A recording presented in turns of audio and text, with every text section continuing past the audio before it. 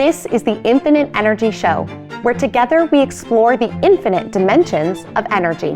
We're sisters Kay and Shi, seasoned restaurateurs, university educators, and the visionary co-founders of the Neuroencoding Institute. We're not just sisters by blood, but your allies in personal growth and transformation. Here's what we know about you. You want more energy. How do we know? Because everybody does, including the most successful people in the world. So let's get to it, because in the world of infinite energy, anything is possible. Friends and family, we are back from, I bet you just can't even guess where from. Italy. No. Africa. No. South America. No. Obviously, we just came back from Scotland. Yes, we did. We had a sister trip.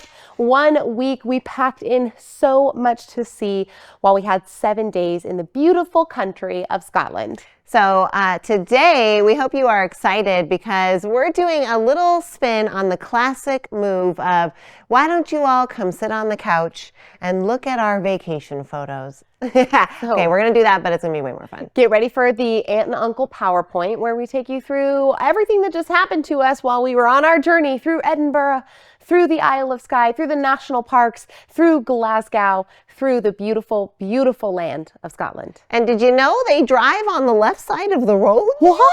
No, well, that is just an interesting and difficult thing to get used to. It is, and we're going to share a little bit more about that and everything else that we learned, we saw, and experienced in Scotland on today's episode. Stay tuned.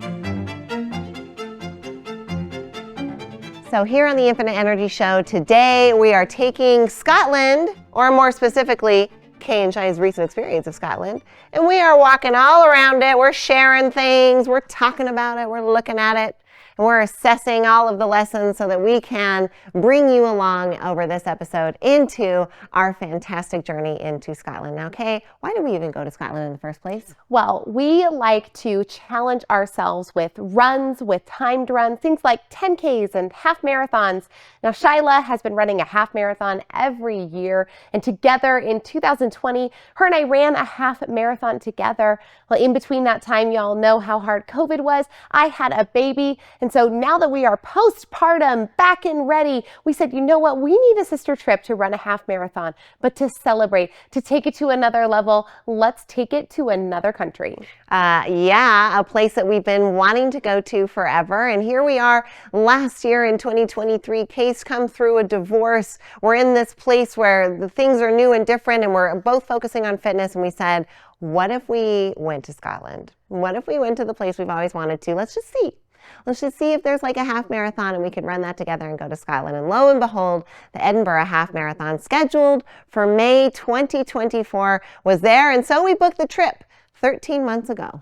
So 13 months ago, we booked a trip to Scotland and we just got home. So we've been waiting for this. We've anticipated it. We've been so excited. And we got to do it in a very small time frame. So we were there for 1 week's time. So we're going to take you in today's episode on a little bit of a day by day. We're going to bring you in with some pictures, with some exciting surprises, and bring you alongside us into our journey, because we learned so many lessons. We created so many memories, and we're really excited to share them with you. Right. If we like to talk about infinite energy on this show, there was definitely infinite energy abound in Scotland and in Edinburgh and in the race. And so we're going to take you through that. Now, the travel to get there, we left on Thursday morning.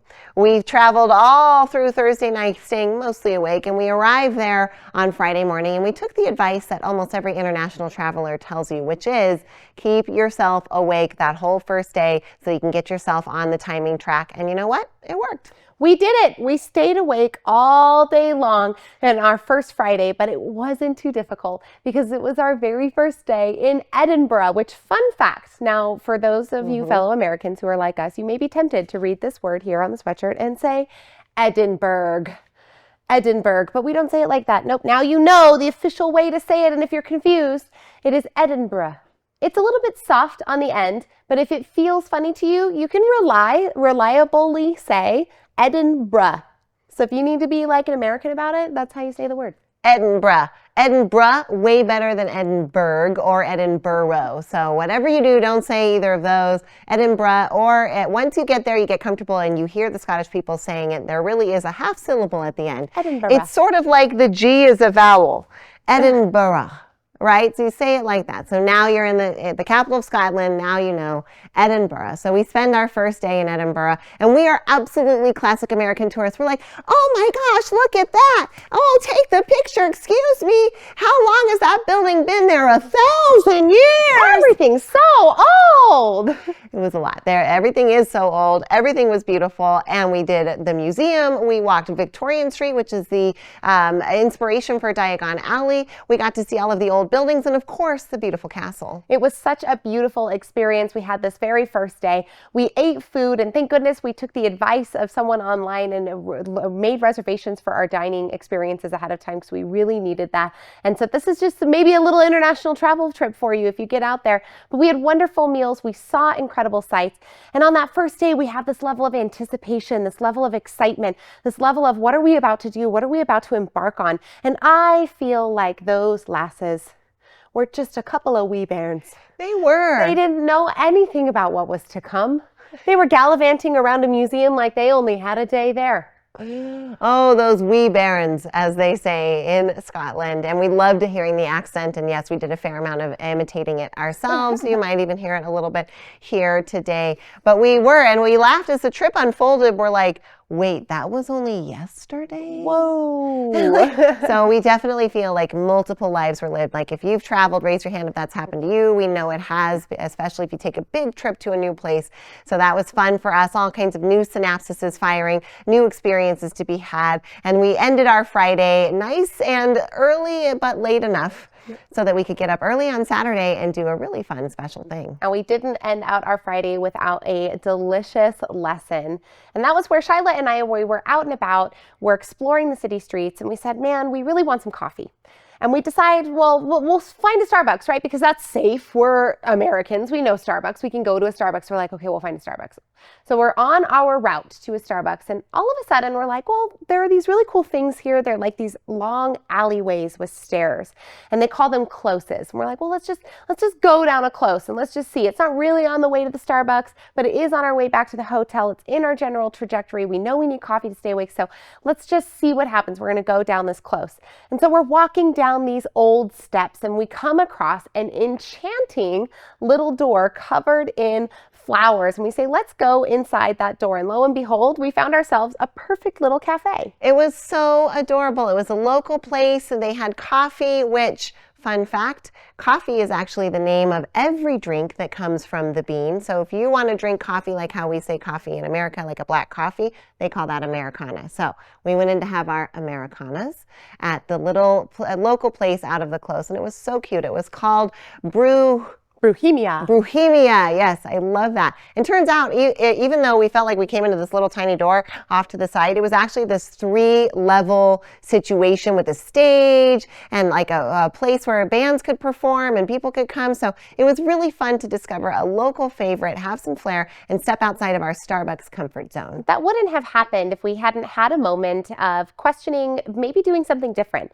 of following intuition when we are sparked for an idea. So this is your signal, your encouragement to maybe allow yourself a little bit of wonder, allow yourself a little bit of whimsy. Maybe there's a time where you're headed toward your same routine, but if you change things up just a little bit, magic might happen. So that's just day 1 here on the Kay and Shi Scotland tour. We'll be up next at you for day 2. Hello and welcome to your next segment of the Kay and Shi Show. Now, we apologize for being so casual. We hope you don't mind that we just showed up in our regular day outfits here. You wouldn't even want to see the night outfits.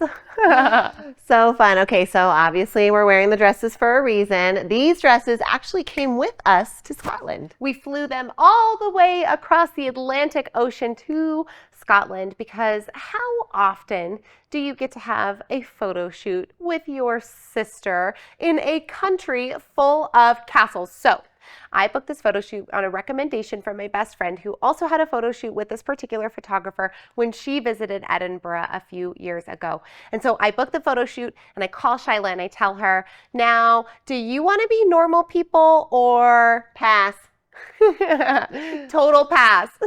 I totally said pass. I didn't even know what was coming next, but I knew that we do not want to be normal people. And so Kay proceeded to say, okay, so if we're passing on normal people, this photographer does do some of those photos, offers photos in women in gowns. And let's just look at some of those pictures. And we looked at them and we're like, we obviously have to do that. Come on, who doesn't want to be in a beautiful gown in an old city with a castle? And while we got a little historical tour at the same time, like it was peak experience. It was so fun. And yes, we loved wearing the dresses. Well, that morning we got dressed in regular outfits and we packed these magnificent silk gowns that we have used at galas in the past for our MC duties that we do when we go to speak and represent charity organizations. So we had the dresses already ready to go. We packed them in our backpacks and we get to the church where we're about to start in on our first round of photos.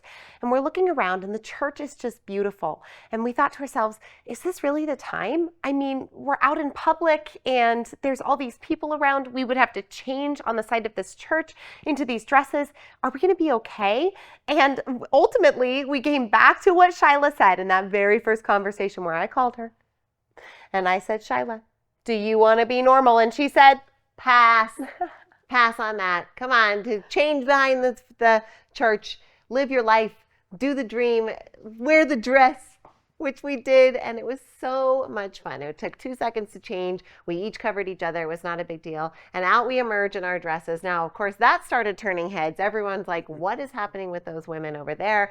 What is going on with those dresses? So I think everyone thinks we were like for some fancy commercial photo shoot. We're like, no, they're just for personal use and social media use. And it was so fun. And now we got the photos back and they are so amazing. The photos are stunning. We're so grateful to have these memories encapsulated.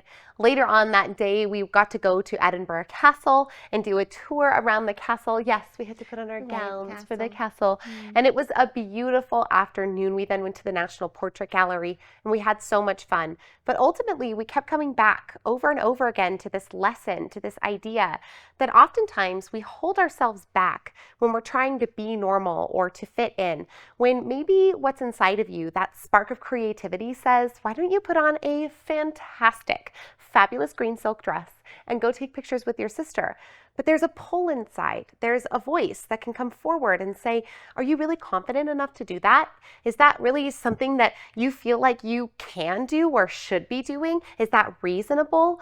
But sometimes we have to allow that voice of creativity, the voice of fun, the voice of whimsy to come forward and to overrule that, which we actually ended up finding this balance while we were in Scotland between reason and whimsy, or as the great Scot said, in the crest of the unicorn at the castle itself, that the unicorn is a symbol for both manliness and whimsy. Yes, innocence and aggression. They can live together. And it ended up being a theme throughout the Scottish trip. And so we felt so proud that we had made the decision to bring the dresses, live the life, do the thing, look silly and ridiculous, but enjoy it and have fun, which we did. And now we get to treasure those photos forever. And then the lesson got reaffirmed in Scotland over and over and over again. The Scottish people both are able to harness and hold the idea of fanciful fun, of whimsy and magic, of lighthearted beauty and frivolity. Frivolity, indeed.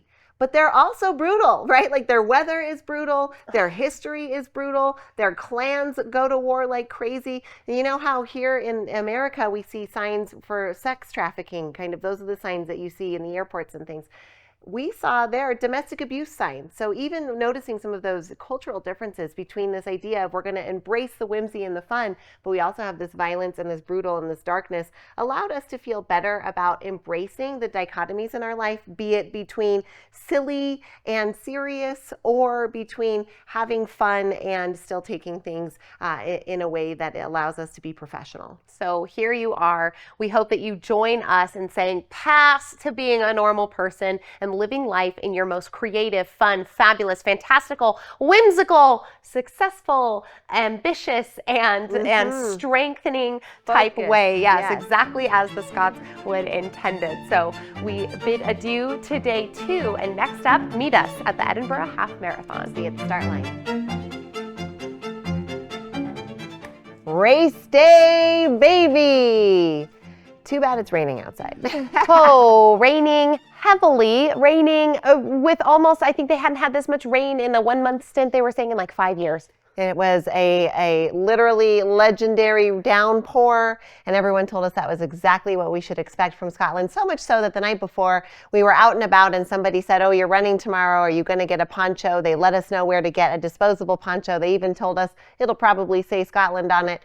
It absolutely said Scotland on it. So there we were in our giant disposable trash bag ponchos that said Scotland on the race line, pelting with rain and wind, ready to go. Well, here is the thing about the Scottish people, though. They are a people of spirit. They are a people of strength. And so we may have been poncho clad, but there were so many folks out there in shorts, in their little bralettes, in no shirts at all. And we were like, man, the Scots, they are so tough cookies, because we were darn cold. Now, if you know anything about a half marathon or a marathon is a 26.2 mile race. A half marathon is a 13.1 mile race. The track of the Edinburgh Half Marathon went from the top near the castle all the way through by the Holyrood Place Castle, by King Arthur's Seat, down to the coast, and then into a little bit of the suburban areas of Edinburgh. So it was a beautiful track, but 13.1 miles is no joke. Yeah, and in the pelting rain and the wind, it was a proper Scottish hello for us. Well, what made it even harder was about 48 hours before the trip, my daughter came home from her choir trip to Six Flags with a little tickle in her throat. A little tickle that turned into a cough that she kept coughing repeatedly on me, which I then felt the tickle on the plane to Edinburgh. Now, what do? You live the life. You keep going, right? You do what you do. So there we are. I'm on the start line, but my lungs are also so congested. And so, honestly, I super struggled through the race. I struggled really bad. Which is surprising because, as many of you know, Shyla and I, we both love to run, but Shyla's the runner girl. I love to get out there. I'll lift weights. I'll go rock climbing. I'll do all kinds of different stuff. But Shy is pretty consistently on that treadmill every day, 6 miles every morning. And so this is her jam, right? When we do a half marathon together, honestly, normally it's about me trying to freaking keep up with her. Oh, the whole time we've been training up to it. You've been saying, I just got to keep up with you. Just got to keep up. You can go. And I'm like, no, we're running this together. I want to run this together. And Kay sets the goal for 2 hours and 30 minutes. Like, that's my goal. And I'm like, we can do that. I know we can. Yeah, well, the last half marathon we ran together, we took some bathroom stops. We took a character stop. It was Disney, but we ran it in 2 hours and 47 minutes. So we knew we could do it, and we felt good about it. But there we are, start line, pelting rain, pelting wind. My lungs are not able to get a full breath, and we start. So we're going. It's beautiful, but I realized within mile one that this is not the normal mile one is a liar. This is oh my gosh, my heart rate is skyrocketing. I'm struggling to breathe, and this is going to be a chore for the whole 2.5 hours. Which it was. Now, Shyla was able to push through, but while we were in the middle of the race, something kind of interesting happened. We were running along, and normally it's me trying to keep up with Shy, and I'm just doing my absolute best. And she looked at me just like I had looked at her several times before, saying, look, this is your half marathon too. If you want to run as fast as you can, you go for it. Now, she looked at me in the middle of the run, and she said, I don't know if we're going to make our goal by 2:30. If you want to go, you can go for it. And I said, no way. We run together. We are a sister running team. So though she died, though she had to walk every once in a while, we made it to the finish line in 2 hours, 29 minutes, and 29 seconds. Woo! 31 seconds to spare on the goal. We made it through. Kay is doing me a favor by saying that I spoke words to her because speaking words was very difficult. So really what it looked like was me going like this. And I go, baby, I gotta walk. You go. And she's like, I'm not going. And I'm like, my heart rate's 180. And she's like, I'm 120. I'm like, oh my gosh, I'm dying. Like we're sea level. It's a downhill run. This is I was having the run of my life. Like it was amazing. I look over and poor Shyla is dying. Ooh, I was struggling, but I really wanted to make the time. I didn't want to hold her back from the time. And so there she was pushing me. I'm dragging her down / pushing her. But together we made it through. We wore the trash bags. We come around the sea bend there to the ocean and we're like, wow, look at how beautiful. Couldn't even finish any kind of comment. Trash bags are flying in the wind. Ponchos are flying. We're being pelted with, you can't even tell if the salt you're tasting on your face is your own sweat or the seawater. It was wild out there. It doesn't matter. You're just going, you're there. Everything is soaking wet. And there we are with 12,000 people. But we crossed the line with 31 seconds to spare. We are finishers. Hey, and we got our medals. Now we get to put them on. Yep. So you get to come along with us on this journey. We finished the Edinburgh Half Marathon. We had an amazing run and race, even though there were some difficulties along the way. We did it in 2 hours, 29 minutes and 29 seconds, 31 seconds shy of our 2 hours and 30-minute goal. You bet your buttons the next half marathon we run together will be an even better goal than that. But it was a challenge. It was difficult. And then here is something that kept coming forward time and time again. Now, this was a challenge that we didn't anticipate, right? We weren't anticipating there to be quite so much rain. We weren't anticipating to be soaked through to our socks. We weren't anticipating for Shyla to be incredibly sick. We didn't have these anticipations at play, but we had the end goal, not just in our mind as an idea, but as a reality that we knew we were going to make manifest. You couldn't hold us back from that 2 hours and 30 minutes, so much so that Shy would push through her sickness to make it happen. And so sometimes you might feel like you're at your limit, like the circumstances are starting to mount and maybe you should back out. But oftentimes the answer isn't to take 2 steps back. It's to lean in and go even further, to do your best to fulfill on the promises that you make to yourself. Oh, I love that. And I love that we were able to carry that, to champion it, and to get over that finish line with the goal in place, which also helps underscore, I know Kay and I reflected on it quite a bit on the trip, setting a goal in the first place, right? Like not just to run the half marathon, but to run it in 2 hours and 30 minutes. And so we worked towards that and we had to push towards that. Had there not been that piece or component to it, maybe we would have taken it easier, or maybe there would have been this option for us at some point to say, oh, tap out. No one's to say that's right or wrong. But what we know for sure is that we wanted to get over in 2 hours and 30 minutes. We put the target on the board. It motivated us. It drove us. We talked about it. We planned about it. We calculated around it. And we achieved it. And it felt so good to do it. And it made us hungry to do even more of that. Well, it certainly made us hungry because that afternoon we went and had a delicious proper Scottish tea at the wonderful Waldorf Astoria Caledonian Resort there inside Edinburgh. And we had a proper afternoon tea with small pastries and scones, a harp player in the background. There was a harp player, y'all, like a real harp player. If she was playing Disney music, I'm pretty sure she knew we were coming. It was legit. It was really cool. They had tons of gluten-free options. We had the most delicious cakes and pastries, so got to treat ourselves after our big run with a relaxing afternoon tea that we got to have that afternoon. And we got into bed early that night so that we could wake up the next morning and begin what I think was probably the most growth-filled portion of our journey. Indeed. Stay tuned for the second half of the Scottish trip that takes us out of the city and into the country. Come see the Highlands with us next. Or dare we say, takes us out of the city and into the sky. We have done the race. We have worn the dresses. And now it is time to don us a rental car. Which it turns out, as you know, in Scotland and in the rest of the UK, they drive on the left side of the road. So in the US, we drive on the right as well as about 75% of other countries, but there's about 30% of countries that drive on the left. So we knew this was going to be a big part of the adventure. And we get into the rental car and Kay gets behind the driver's seat, which is on the right-hand side of the car. And we're both like, this feels very unfamiliar, very weird. The passenger seat feels so strange because you're just exposed in this chair that normally has the steering wheel in front of it, no longer does. So here you are just exposed as a passenger. And in front of you in the passenger seat in the bottom corner is a little sticker that says, stay on the left. Oh, the sweet stay on the left sticker. Now we get into the car and we look at the stay on the left sticker and we're like, oh, that's so funny. They have to remind people to consistently stay on the left. That is hilarious. So we get in the car, we get on our way and we start driving, and holy cannoli, is it difficult to remember to stay on the left of the road.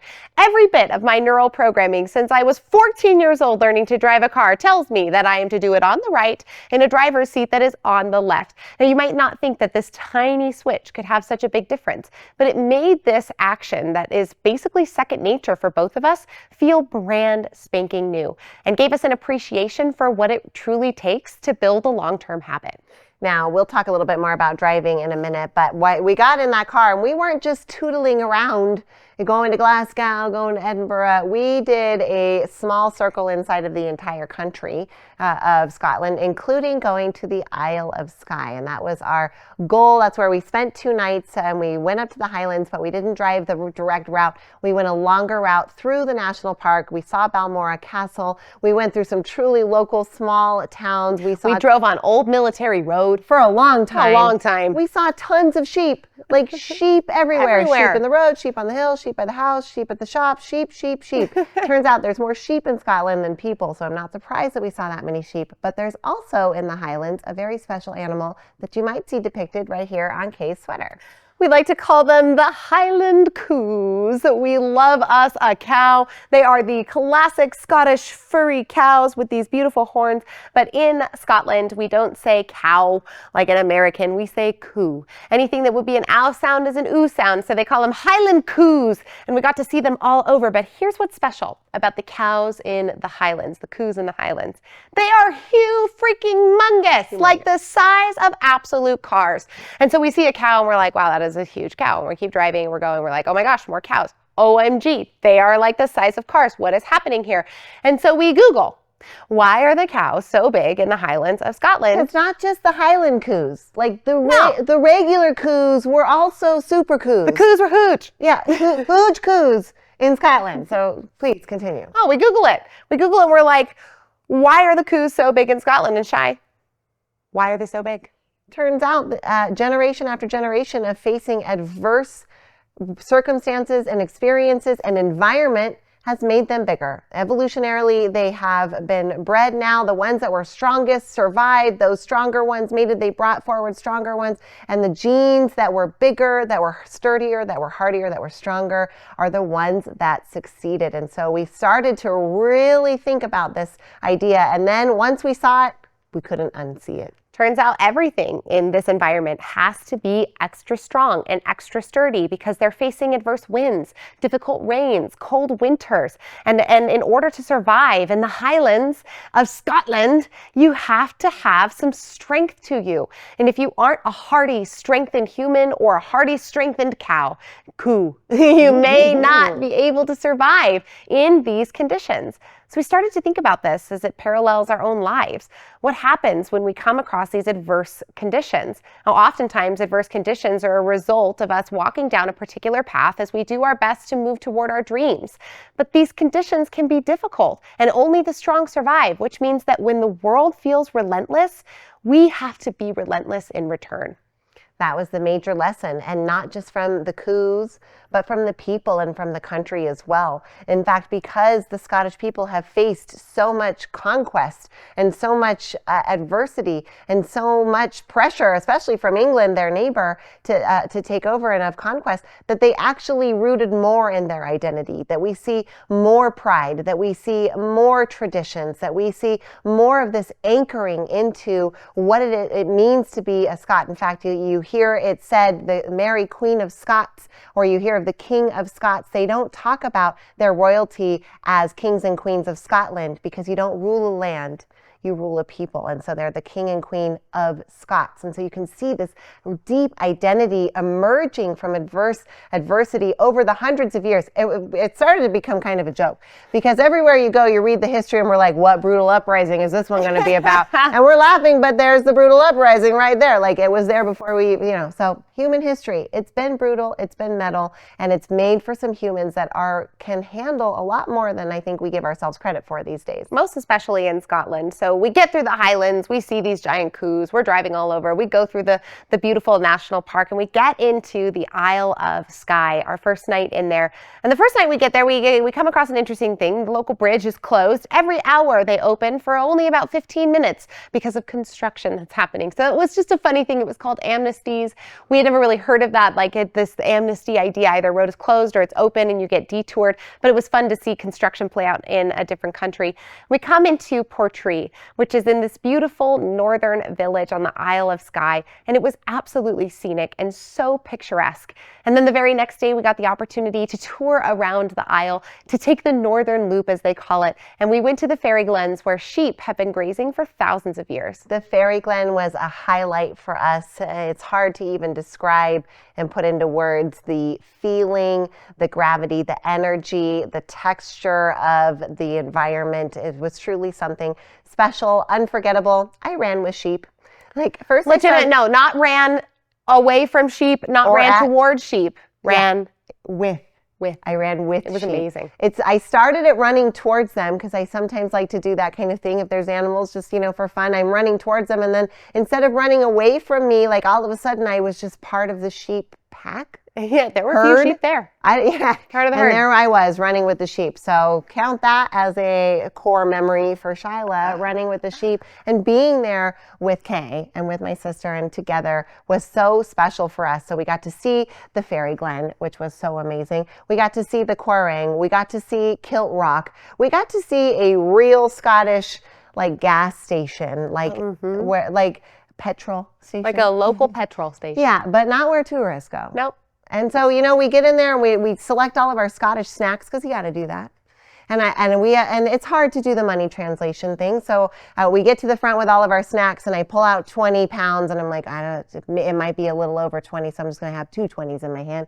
I pull out my 40 pounds and I'm waiting and she rings it all up and she goes, 7 pounds and 16 pence. It was so much stuff. It was so much stuff. And it was so cost effective over there. So that was really a fun benefit to get to enjoy. But as we kept going through the Isle of Skye, as we kept going around and getting to see all these beautiful nature places, we found ourselves going, oh my gosh, this cliff, it looks just like Oregon. And oh my goodness, look at those mountains over there, look just like Washington. And wow, look at this greenery, kind of looks like Florida. Why would we find this here? And on we went. We would find a place that looks like Reno, or a place that looks like this desert place we know, or this is Oregon, or that's Southern California. And it turns out Earth is Earth, man.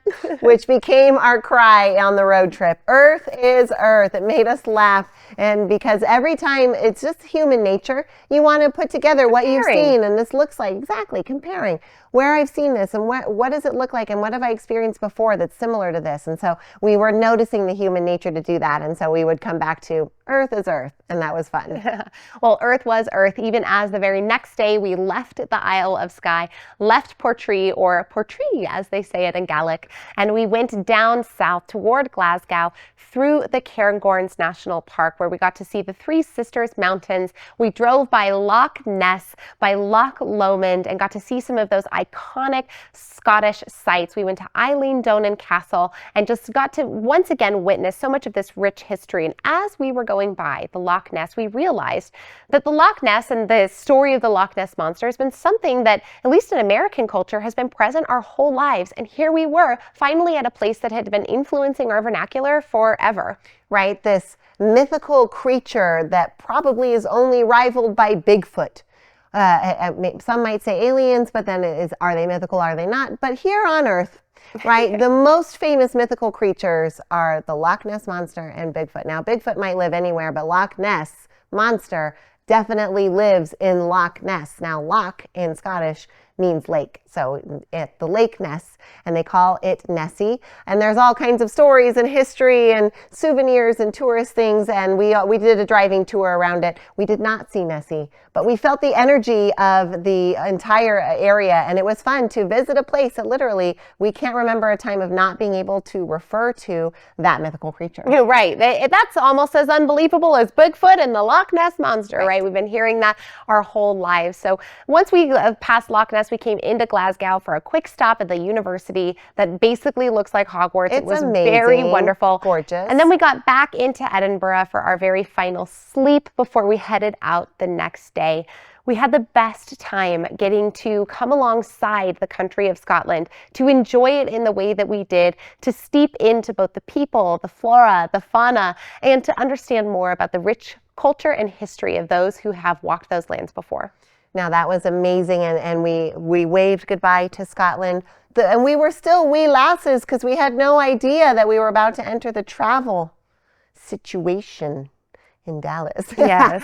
So the situation that us and hundreds of thousands of other passengers over the weekend experienced, the storms around the tornadoes and the hurricane. And so we were coming through, and there were people literally there who said they'd been there 2 days and 3 days waiting on canceled flights. We got wrapped up in the mess of things. Our flight gets delayed, it gets canceled, we get rebooked, it gets delayed, it gets canceled at 2 a.m. in the morning. The next Reno flight isn't for 48 hours that they can get us on. We're going to try to get to Fresno. The line for customer service, gang, I've never seen anything like it. We asked the people at the front, how long have you been waiting? And they said 6+ hours, after a guy said a day and a half. And I think he was saying he'd been in the airport for a day and a half, but it was insane. But don't worry. We did make it home, and it's part of our final lesson here for you today. Yes, that evening, all throughout the night, that we were so exhausted. The next day was my daughter's kindergarten graduation and musical performance. And so we had a really important reason to be home, to be there for our girl, to make sure we could see her through an important transition for her little life. Now, that night, kept refreshing the flights on American Airlines, kept to see, just to see, right? You know, the booking agent at the customer service line couldn't see anything, but maybe the internet will see something that she doesn't see. And so we kept refreshing and kept trying. And there we were at about 5:30 in the morning when we refreshed the American Airlines site, and 2 tickets on a plane to Reno have become available for an 8:13 a.m. departure to get us home that very day, when our next best option was going to be to go to a town 5 hours away and drive back and still miss the musical performance. And so we were able to find it. Now, this here was a result of not giving up, even though those circumstances seemed pretty dang hopeless. Right? They got relentless, and we got relentless back. We stood in a bunch of different lines. We talked to a bunch of different agents. We had literally been booked on, by the time everything was said and done, 4 different flights trying to get us out of that original Reno flight. Fresno, we booked out of a different airport. We at least reserved Southwest tickets to get us home. Like, we were going to be relentless back. And through that relentlessness, through that endless refreshing, up popped 2 tickets. We got the tickets. We got home, and there we both got to be at Violet's sweet little kindergarten graduation. So don't give up, and especially don't rely on those travel folks. They're overwhelmed in those situations, and usually we've found you can work it out for yourself if you keep on trying. So be relentless, be resilient. Find yourself moving forward in difficult situations. Take the spirit of the Scots and you're back, and don't give up. Even if you feel conquered, even if you feel like your voice is being squashed, you speak louder, you be more. If you have an option to be normal, pass on that option. Have the whimsy. Find flavor in your life. We both feel so energized and re-energized for entering our lives, feeling as though the spirit of Scotland is at our back as we move forward into our next chapter. Well, the spirit of Scotland is at our back, and we have always got yours. Remember that this comes at you with so much love from your sisters, Kay and Shi.